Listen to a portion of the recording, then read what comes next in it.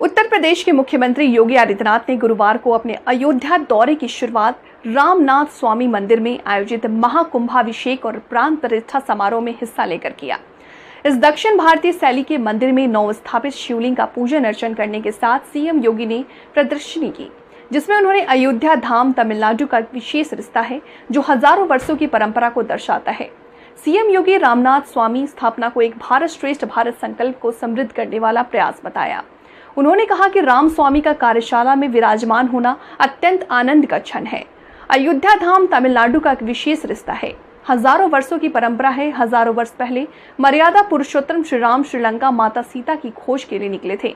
रामेश्वरम में सेतु बंधन में आराधना किए थे। उसके बाद सीएम योगी ने कहा कि संपूर्ण भारत एक है। संकल्प के साथ आध्यात्मिक चेतना बढ़ रही है। मौजूद प्रयास में इसमें एक कड़ी है, एक भारत श्रेष्ठ भारत। पीएम मोदी के कार्यक्रम को आगे बढ़ा रहे हैं, जो यहाँ भी देखने को मिल रहा। बहुत्तर भारत को लेकर के पश्चिम भारत तक एक ही है। हमारे शास्त्र व धर्म स्थल इस बात का प्रमाण है।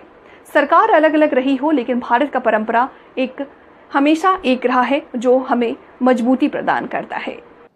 भारत उत्तर से दक्षिण तक, पूरब से पश्चिम तक हर कालखंड में सांस्कृतिक रूप से एक रहा है,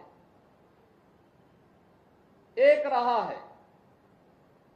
हमारा वैदिक साहित्य इस बात का उदाहरण प्रस्तुत करता है। हमारा शास्त्र इस बात के उदाहरण प्रस्तुत करते हैं। भारत की संतों की परंपरा और हमारे धर्मस्थल इन बातों के प्रमाण हैं। हमने किसी भी कालखंड में सरकारें अलग अलग रही हो, लेकिन भारत की सांस्कृतिक और आध्यात्मिक एकता को कहीं भी खंडित नहीं होने दी। और यह इसलिए क्योंकि भारत की ऋषि परंपरा ने, भारत के संतों की परंपरा ने आध्यात्मिक और सांस्कृतिक जागरण के माध्यम से इसे पूरी मजबूती प्रदान की है। आज उसी मजबूती को प्रदान करने के लिए तमिलनाडु से यहां पर अय्या जी अयोध्या धाम में आए हैं। अयोध्या धाम में उनका आगमन से रामनाथ स्वामी जी के इस भव्य मंदिर के निर्माण के कार्यक्रम को आगे बढ़ाना, मेरा यह मानना है कि अब मर्यादा पुरुषोत्तम प्रभु श्री राम का भव्य मंदिर बनने में, पूरा मंदिर बनने में बहुत देर नहीं लगने वाली है। यह काम तीव्र गति से चल रहा है। मंदिर ट्रस्ट इस कार्यक्रम को बहुत अच्छे ढंग से आगे बढ़ा रहा है। आदरणीय प्रधानमंत्री जी ने 22 जनवरी को रामलला के प्राण प्रतिष्ठा समारोह को अपने करकमलों से संपन्न किया है। समाज का पूरा नेतृत्व वर्ग उस अवसर पर अयोध्या धाम में था और अब तक 3 करोड़ से अधिक श्रद्धालु जनों ने 5 सदी के बाद अयोध्या में फिर से विराजमान हुए रामलला को अब तक दर्शन करके उनका आशीर्वाद भी प्राप्त किया है। मेरा यह मानना है कि अब अयोध्या धाम पूरी एक नई गति के साथ दुनिया की सबसे आध्यात्मिक और सुंदरतम नगरी के रूप में स्थापित होकर के पूरे सनातन धर्मावलंबियों के लिए एक नई प्रेरणा और प्रकाश का केंद्र बिंदु बनकर के उभरेगा। अयोध्या धाम और तमिलनाडु का एक विशेष रिश्ता है। यानी अगर इसको कहें तो उत्तर प्रदेश और तमिलनाडु का ये प्रगाढ़ रिश्ता आज से नहीं, हजारों वर्षों की एक परंपरा है। हजारों वर्ष पहले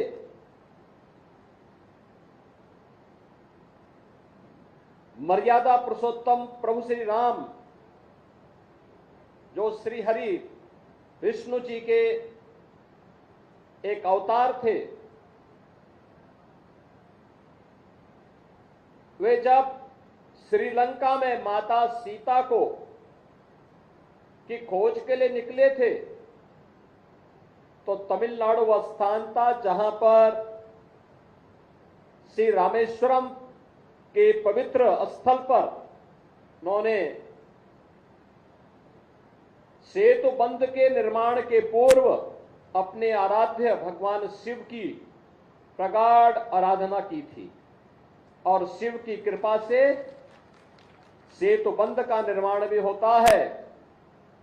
और रामनाथ स्वामी मंदिर के बारे में मान्यता है कि जब माता सीता को लेकर के प्रभु राम आ रहे थे तो माता सीता ने वहां पर आराधना करते हुए इस संकल्प को आगे बढ़ाने का काम किया था। एक पवित्र आध्यात्मिक संबंधों के साथ जुड़ते हुए उत्तर से लेकर दक्षिण तक, पूरब से पश्चिम तक संपूर्ण भारत एक है।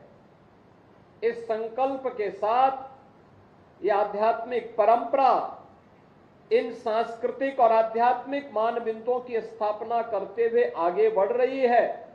और आज अय्या जी ने इस संकल्प को और सुदृढ़ता प्रदान की है कि अयोध्या धाम में श्री रामनाथ स्वामी जी का भी भव्य मंदिर यहां पर बने।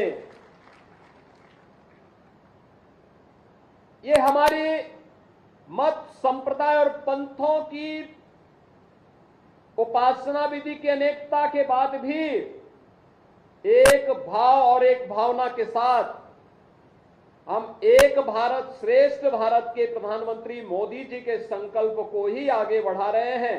और वह संकल्प एक बार फिर से यहां पर देखने को मिल रहा है।